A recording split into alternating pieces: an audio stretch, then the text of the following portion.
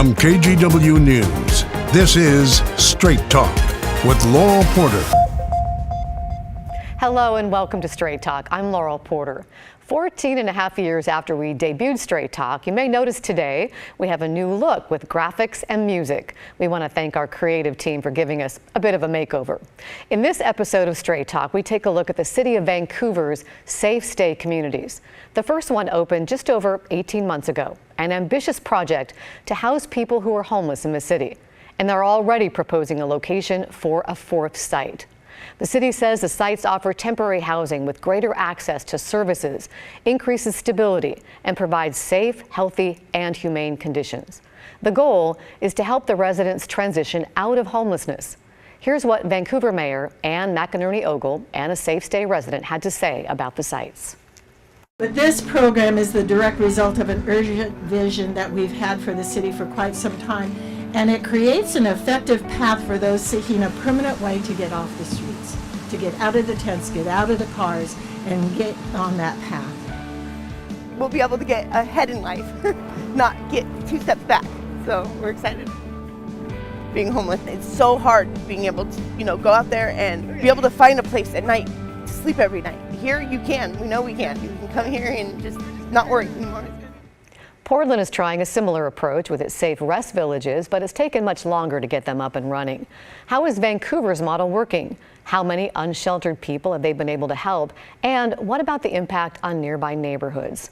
Here to tell us more about the Safe Stay communities, welcome to my guest, Jamie Spinelli, Vancouver's Homeless Response Manager. We're also pleased to have joining us Courtney Ligman, a Safe Stay community resident. And also joining us, Do Good Multnomah CEO Daniel Havanas. Do Good will provide the services to the fourth Safe Stay community. Welcome everyone to Straight Talk. It's so nice to have you here. Thanks for having me. Well, to set the stage, let's go down the table and describe the Safe Stay communities and what they mean to the city of Vancouver. Jamie? Sure.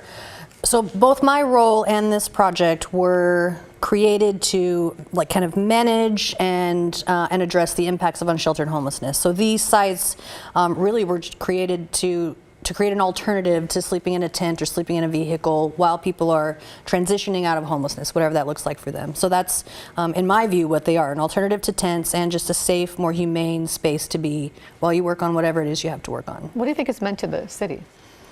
I think it's been a lot of things. I mean, we have fewer people in tents. It's cleaned up some areas of town, the spaces where these exist. I think just as a city, it's good to know that we are taking care of a vulnerable group of people. So I think overall it's been quite successful.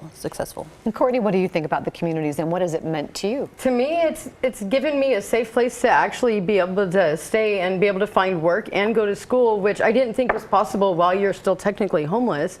But without the support of that place, to help watch my dog while I go to school and everything, it wouldn't be possible. It's something you can't do from a tent. So. And Daniel, you're going to provide services to the fourth location. It's a proposed location. You live in Vancouver yourself. What do you think these communities mean to the city? I think it offers such an incredible resource to the community, and so not just to the city, but really honing in onto the neighborhood itself, and so this village will serve the folks that live nearby, and so that's huge, and I'm excited to be a part of it. Like you said, lived in Vancouver for so long, and to have this chance to kind of give back to the community is amazing. Well, Jamie, let's talk about the success of this project. You started in December of 2021, only 18 months ago. Already you have 2 up and running. You have a 3rd one opening this summer and a 4th proposed location. What do you think the key to success has been? How have you been able to move so quickly? I think the support of the council, number one, has been kind of key, right? So they have made addressing unsheltered homelessness a priority, so it makes moving quickly a little more possible. I think it's helpful that our 2 first locations were on city-owned property, so it's easier to move through that process. The 3rd site's a little bit delayed because of some of the things that we have to do to that property. But I think overall, just having such mass support around around the project, you know, kind of collectively the city agrees we have to do something about this. So we've been able to move forward to do so. What does a community, what does a site look like? So they each look a little bit different, just based on whatever the property looks like, but they do all have 20 shelter units. They've got office space, they have communal kind of kitchen and meeting space. Right now they have porta potties and hand washing stations, though restrooms are coming, like actual plumbed restrooms are coming. And I mean, truly, they look like little neighborhoods. To be to be frank, springtime's my favorite time because like everyone's gardening, so there's flowers and plants everywhere. So tell me about your shelter. What's your home like, Courtney? Well, I like how she's talking about the gardening because like every season that's kind of been my thing. Right now I just got a bunch more strawberries that are actually coming, and I got a blueberry this year, a blueberry plant. But it's very homey, especially this time of year. Everybody's able to personalize and make it truly feel special to themselves and personalize. And it's a space that nobody can take away from you. You know, when you're in a tent, people lose their spot. There's no security in having this and being able to grow from that. You know, it's actually pretty cool. What's the actual shelter look like where you live? Like the outside or the inside? The inside, you have like 2 beds? Yeah, well, I mean, you can kind of customize it to how you want. So you can leave them as beds or like raise them for shelving, or you can make it like bunk beds. It's actually kind of interesting because you can customize it to how you want They're it. kind of small, 64 square feet, so not a huge amount of space, but they are waterproof, they are rodent proof. Yeah, me and my dog fit in there pretty comfortably. You know, I have a desk in there for my schoolwork and my bed and everything. And power. Yeah. So the Governor Inslee toured the site, one of the sites with you. What site was it, and what were his impressions? It was the Outpost, which is our first site where Courtney lives, and I mean he seemed pleased with it. I think a lot of his statements revolved around this is a kind of a quick way to get people inside, safe, secure, and moved on through homelessness to housing. Let's talk about the 4 locations. Let everybody see where they are. The first one, as we've been talking, is called the Outpost. It's located at 11400 Northeast 51st Circle. And before it opened, it was the site of a sizable homeless encampment. The second site is Hope Village at 4915 East 4th Plain Boulevard. And the third site that you were talking about, Jamie, that was delayed a little bit, is scheduled to open this summer at 415 West 11th Street. It's called 415 West. And the fourth proposed site, where Daniel's going to be offering the Do Good services, doesn't have a name yet. Maybe Daniel has some ideas he'll share with us. It's about 20 blocks north of downtown, just west of I-5 at 4611 Main Street. And the lease agreement for this site, and this is Washington Department of Transportation property, is that right? Yes. The lease agreement for this site goes before the Vancouver City Council coming up this Monday, June 26th. Jamie, how many people have you been able to help transition into permanent housing? Because that's the ultimate goal, right? Sure. As of May, 58 have transitioned into permanent housing. Well, that's great. How much is this costing? How much is it costing the city, and where is the money coming from? Sure. Each site is a little bit different. We have to have different, construction for each site. The contracts for provision is service provision is a little bit different, but on average, roughly $1 million per year per site. And where does that money come from? So the ongoing service provider funds come from the affordable housing sales tax that's in the city of Vancouver, and the infrastructure, all the construction costs come from the city's affordable housing fund, and that was that property tax that just recently re-upped in February. And it was overwhelmingly approved, as I recall. All right, Daniel, let's bring you in. So your Do Good Multnomah is going to be providing services for this fourth location that I talked about, not yet open. Tell us about some of the services that you'll be providing. Sure. On day one, when someone comes in, they'll go through an intake process, and part of that process is they'll get assigned a case manager. And so this case manager will help them with all the basic needs of getting what we call document ready, get your driver's license, social security, and birth certificate. And then we have other staff on there that will help what we call navigation specialists and kind of navigate the system and kind of get them to where what's best for them for their next housing option, whether that's recovery or an apartment or finding a job. And then we'll have meals and showers and all the others. And you will have, at the fourth site, right, plumbed restrooms, is that right, Jamie, at the fourth location? If we move forward with the WashDOT property, that one's likely going to have more of a self-contained shower restroom trailer.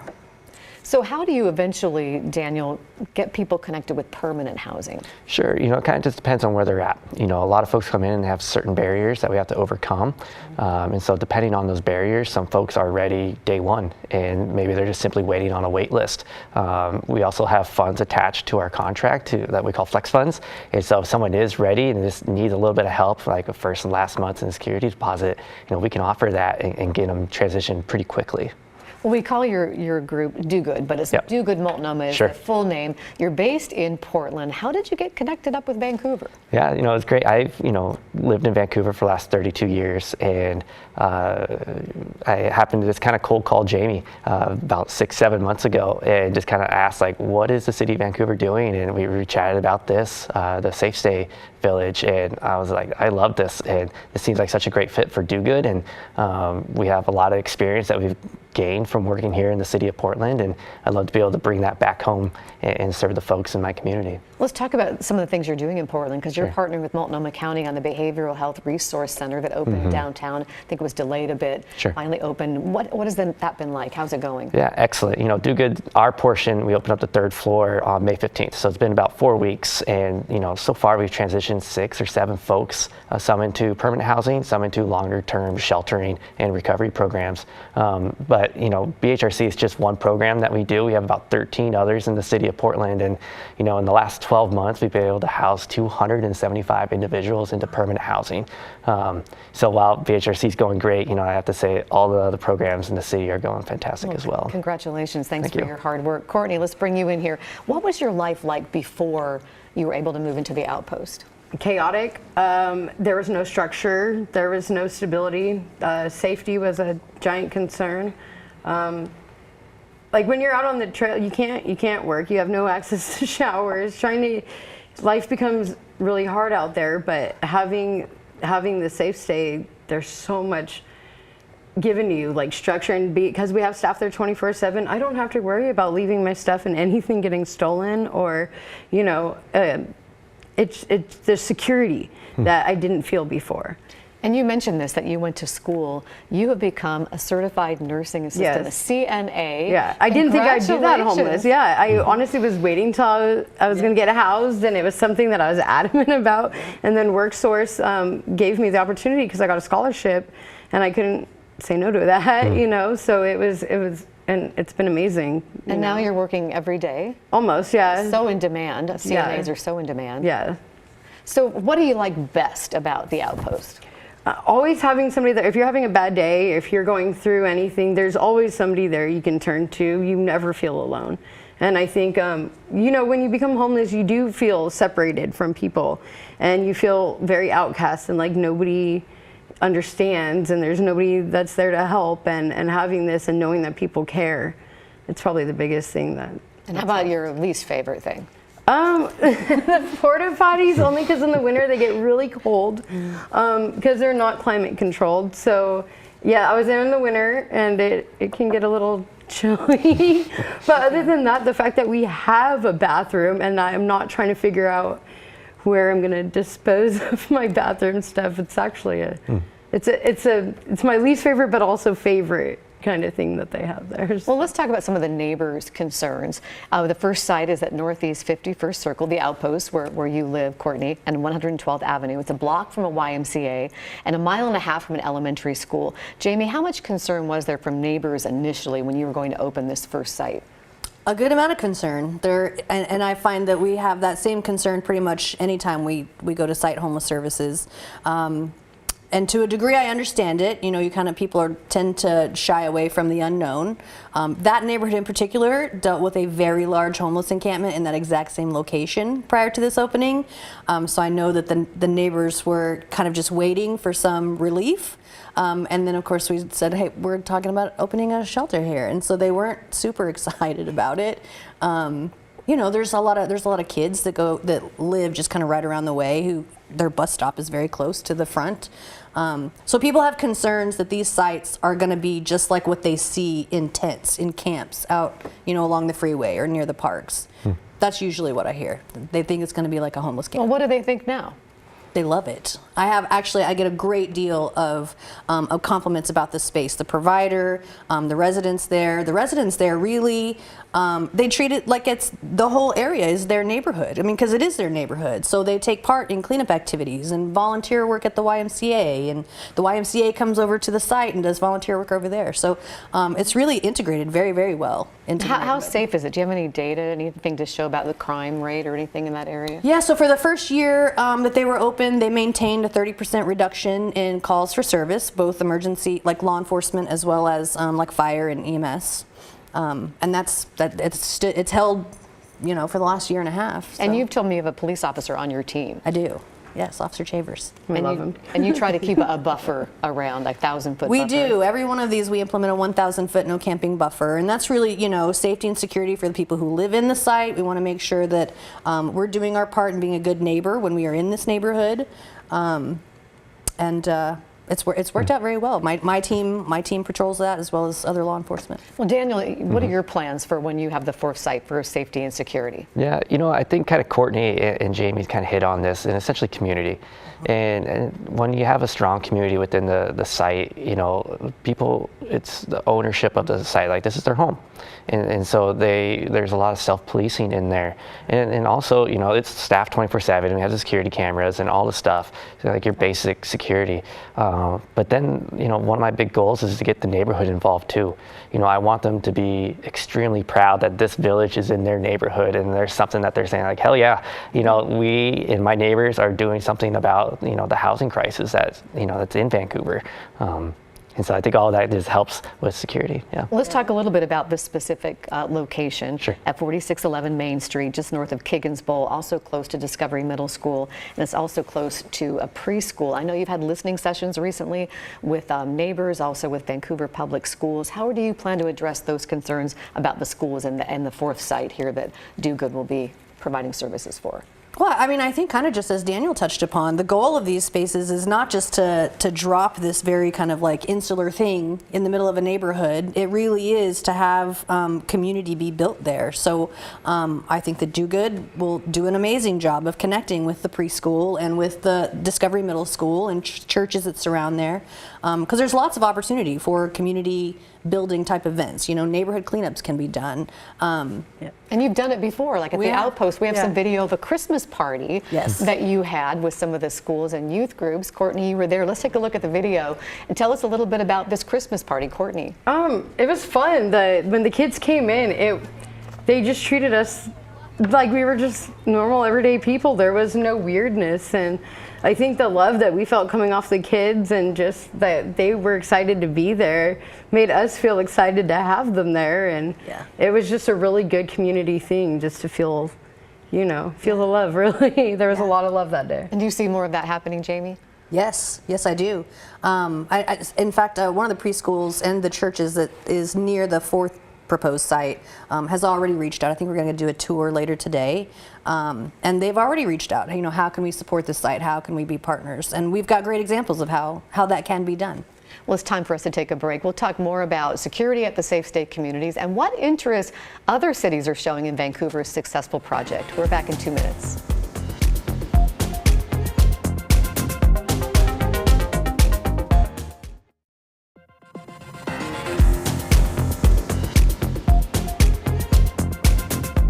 Welcome back to Straight Talk. I'm Laurel Porter. We're talking about Vancouver's Safe State communities providing transitional housing for people who are homeless. Welcome once again to my guest, Jamie Spinelli, Vancouver's Homeless Response Manager, Courtney Ligman, a resident at Vancouver's first site, The Outpost, and also joining us, service provider Do Good Multnomah CEO Daniel Havanas. Once again, really great to have you here. Let's continue our conversation. We were talking about safety and security, and I want to follow up on that.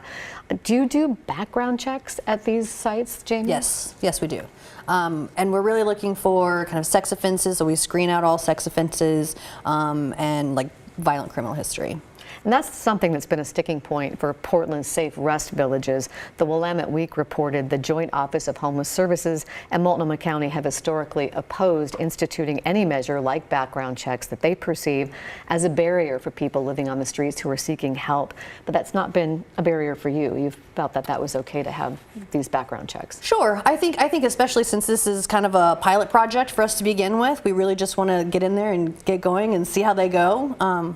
I do understand the challenge with having any kind of barriers to entry for anything. It does leave people outside. What do you think, Daniel? You operate other villages in Portland too. What do you think about the background checks idea? Yeah, well, we currently do background checks for one of our villages in North Portland over at St. John's, you know, because we do share a fence with a preschool and right next to an elementary school. And so, and that is funded by the joint office. And so I wouldn't say that they're necessarily always opposed to background checks, but however, there's an importance to have low barriers, you know, so. Now, Jamie, you toured one of the safe rest villages in Portland. Which one did you tour and what were your impressions? So I actually toured Do Good's St. John's Village, and I loved it. It was very calm, it was very peaceful, it was very clean. It fit right into the neighborhood, and it very much felt like the way they provide service there is in alignment with the way that we provide service in Vancouver. Well, I want to read you an editorial from the Columbian about, it was a recent editorial about the safe state communities. Here's what they said. If people can find secure housing rather than setting up a tent in a public space, it can be a win-win for the entire community. Thus far, it seems Vancouver's safe state communities are on a winning streak. So Jamie, have you had interest from other cities, other communities about how you have this winning streak, how you're pulling this off? We have from cities all over the state of Washington. Portland, Multnomah County has come up. We've had phone calls and meetings with people from Chattanooga, Tennessee, Birmingham, Alabama. I think that just kind of highlights that this is a crisis everywhere, every part of the country. What are some of the questions that they're asking? Oh gosh, some very basic stuff, you know, like how do you choose properties? What does your code of conduct look like? You know, what size? There's a lot of logistics that I think it's very important to get right. You know, the size of your site is important. You don't. While we want to house as many people as we can, when you have a space that's too large, it can become easily unmanageable. So just a lot of those kind of details, you know, how to make it the best that it can be. A lot about community engagement. What does that look like? Yeah. You said the third site is on property that isn't owned by the city. How do you choose the locations? So we have a council-approved kind of site selection criteria, which, I mean, it's kind of small. It needs to be within a half-mile public transit. They want them equitably spaced around the city. And as much as possible, we try to ensure that we're not locating it in, like, the most economically disadvantaged areas of town. Those are all kind of difficult in their own. You know, areas that are highly advantaged don't typically have super access to transit. But we have found some places, and then just kind of some basic things. What's the square footage that we need? Can we access water or sewer or power in this location? Things like that. Daniel, tell me about your dreams for the fourth location, and what do you think maybe you'll call it?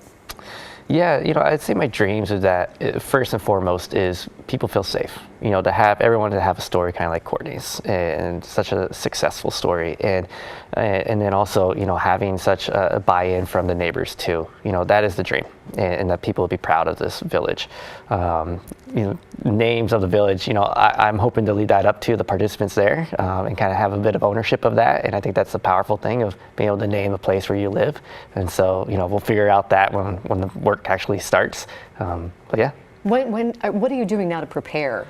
Yeah, right now it's just going through the hiring process for it, and then doing your standard operating procedures and things like that. So nothing, a lot of fun going on, but also really engaging with nearby neighbors. You know, they have an email. We've been grabbing coffee with folks and kind of just chatting about what they can expect and what not to expect, and you know, lay the groundwork for a good neighbor agreement. And so, yeah. Any idea when this fourth location might open?